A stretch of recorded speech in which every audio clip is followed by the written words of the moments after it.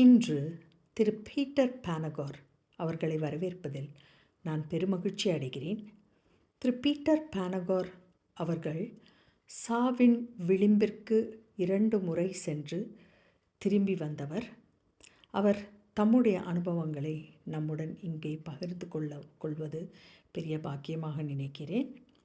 திரு Peter பானகோர் அவர்கள் ஆங்கில இலக்கிய படிப்பை படித்துவிட்டு முதுகலை படிப்பை ஏல் யூனிவர்சிட்டியில் பயின்றவர்.